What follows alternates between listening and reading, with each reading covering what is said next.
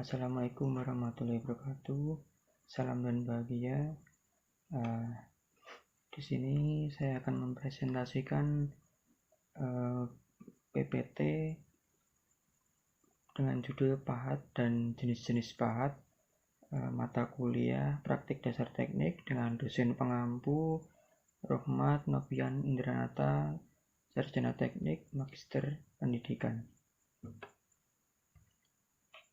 Oke, ini adalah biodata saya, yaitu saya sendiri dengan nama Rendika Aziz Parduna dengan NIM 202006023 dan kelas 2D PPTM.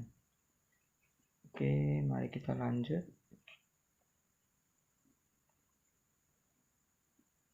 Oke, apa sih itu pahat? Nah, pahat atau chisel adalah salah satu alat kesenian dan pertukangan, dan salah satu hal yang melekat pada alat ini yaitu dengan cara dipukul. Dari hal tersebut membuat alat ini menjadi salah satu alat yang penggunaannya harus dengan menggunakan alat lainnya. Nah, untuk pahat ini itu dipukul dengan palu ya. Jadi penggunaannya nggak bisa sendiri atau tanpa palu. Oke, lalu untuk selanjutnya yaitu fungsi pahat. Nah, fungsi utama dari chisel adalah untuk memahat, mengukir, serta melubangi suatu benda. Terlepas dari fungsi umum tersebut, terdapat beberapa fungsi chisel lain. Fungsi tersebut antara lain sebagai berikut, seperti yang ada di bawah ini, yaitu yang satu, membuat bentuk siku pada bagian tepi benda yang hendak dipahat. Lalu yang kedua, menjadikan suatu benda supaya berbentuk bulat ataupun oval. Lalu yang ketiga, membuat cekungan pada suatu benda. Lalu yang keempat yaitu meratakan atau merapikan hasil pahatan itu sendiri. Lalu yang terakhir yaitu mengukir benda. Oke, untuk selanjutnya yaitu berbagai macam-macam dari bentuk pahat. Pahat yang digunakan pada pekerjaan kerja bangku atau benchwork. Oke, yang pertama yaitu pahat datar atau flat chisel. Pahat datar atau flat chisel dapat digunakan untuk memotong plat, baut, dan paku keling, atau untuk meratakan permukaan yang cembung, permukaan lubang memanjang pasca pengeboran, dan untuk membuang bagian-bagian yang tajam dari benda kerja. Lalu yang selanjutnya ada pahat alur atau chap chisel. Pahat alur atau chap chisel berfungsi untuk membuat alur, misalnya alur-alur sempit dan alur minyak. Nah, bendanya seperti terlihat pada di samping ini ya, itu bendanya. Lalu selanjutnya yaitu pahat dam atau slotting chisel. Pahat dam atau slotting chisel untuk memotong atau melubangi bahan yang tebal atau membuat celah atau sponeng. Umumnya diawali dengan pengeboran secara berderet. Berbeda dengan pahat yang lain, pahat dam ujungnya tidak diruncingkan, melainkan berpenampang persegi dengan sisi-sisinya yang tajam, seperti yang terlihat pada gambar di samping. Oke, selanjutnya yaitu pahat diamond. Pahat diamond digunakan untuk membersihkan sudut-sudut dalam, membuat alur V, dan meralat permukaan pengeboran yang salah. Contohnya seperti pada samping ini. Lalu ada pahat kuku. Pahat kuku itu digunakan untuk membuat alur cekung dan juga untuk meralat permulaan pengeboran yang salah. Oke, selanjutnya yaitu cara menggunakan pahat. Nah, yang pertama yaitu pegang alat chisel dengan memegang pada bagian belakang. Lalu yang kedua, benda yang hendak dipahat diikat dengan klem terlebih dahulu agar tidak mudah bergerak. Lalu yang ketiga yaitu posisi kaki itu sejajar dengan lantai agar terhindar dari risiko terkena chisel. Nah, lalu yang keempat yaitu alat chisel harus selalu ditutup ketika tidak sedang digunakan. Ini demi faktor keamanan ya, teman-teman. Lalu yang kelima yaitu mengenakan kacamata pelindung agar terhindar dari serpian-serpian serpihan dari pahat ataupun benda yang akan dipahat nih. Lalu yang keenam yaitu simpan alat chisel di tempat yang aman seperti laci atau box khusus. Lalu yang ketujuh yaitu tidak menggunakan alat chisel selain digunakan untuk memahat. Jadi pahat ya itu kalau bisa digunakan untuk memahat saja, jangan digunakan untuk kegiatan atau keperluan yang lain. Oke, selanjutnya yaitu teknik memahat. Nah, kita akan membahas teknik memahat untuk selanjutnya. Oke, yang pertama yaitu pemahatan lubang persegi. Nah, seperti yang terlihat pada gambar di samping, yaitu pembuatan lubang persegi pada pekerjaan pelat. Pertama digaris terlebih dahulu, kemudian dibor tiap ujungnya sebagai awal pemahatan dan klem atau ragum difungsikan sebagai pengarah agar pemahatan dapat lurus. Nah, pembuatan lubang persegi pada pelat benda kerja pelat dapat dilakukan secara langsung dengan cara dimarking terlebih dahulu bagian yang akan dipotong atau dibentuk menjadi bentuk persegi.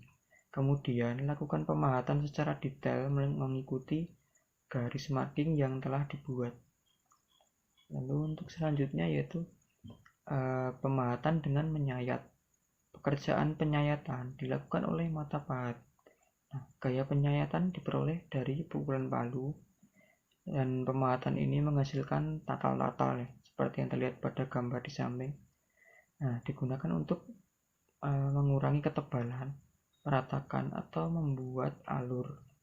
Pemahatan yang baik hasilnya rata, lurus, dan halus.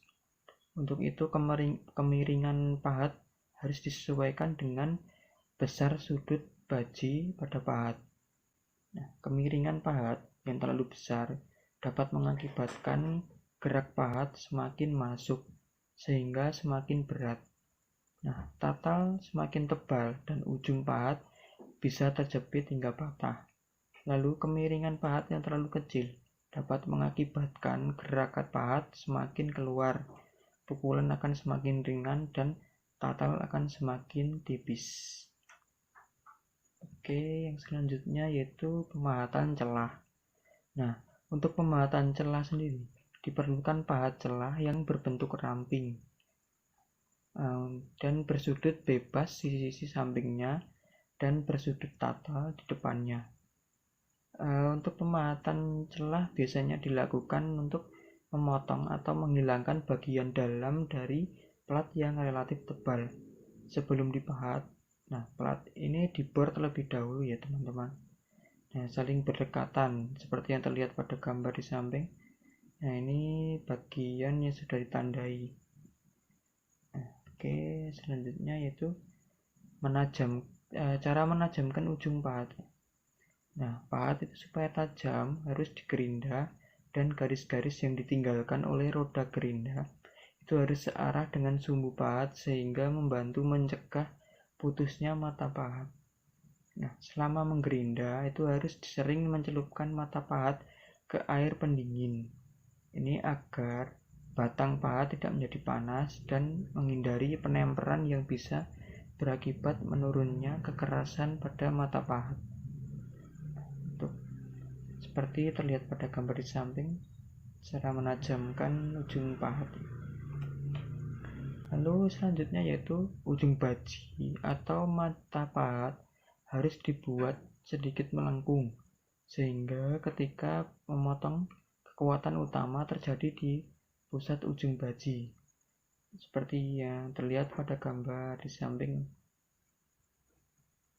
Oke, selanjutnya yaitu ini yang perlu diperhatikan oleh teman-teman nih. Nah, bagian pangkal atau kepala pahat itu karena sering dipukul lama-kelamaan akan semakin mengembang menjadi seperti bentuk jamur kecuali digerinda setelah selesai dipakai. Nah, jika bentuk jamur ini tidak dihilangkan, itu bisa berbahaya teman-teman. Karena pukulan dari palu itu dapat melenceng dan menyebabkan pahat atau pecahan pangkalnya itu akan melesat dan melukai anggota badan. Nah, seperti yang terlihat pada gambar di samping, bagian pahat yang jelek itu terdapat rengat-rengat ya. Nah, ini bisa berakibat fatal ya teman-teman, jika serpian itu mental dan mengenai kepala. Itu sangat beresiko sekali, jadi perlu diperhatikan sekali ya teman-teman untuk unsur K3-nya. Oke, ini adalah daftar pustaka yang saya ambil untuk referensi dari PowerPoint yang saya presentasikan hari ini. Oke, selanjutnya yaitu ada quotes nih. Keselamatan kerja itu tak akan pernah libur, karena bahaya tak pernah mengenal cuti. Nah, bagi teman-teman yang sekiranya ingin melakukan kerja bangku, itu sebisa mungkin ya wajib itu menerapkan unsur-unsur K3 agar tidak merugikan diri sendiri maupun orang lain. Oke. Sekian nih, terima kasih untuk waktu dan kesempatan yang bagi teman-teman yang ingin bertanya, mungkin bisa bertanya pada kolom komentar dalam video ini. Dan sekian, terima kasih. Wassalamualaikum warahmatullahi wabarakatuh. Salam.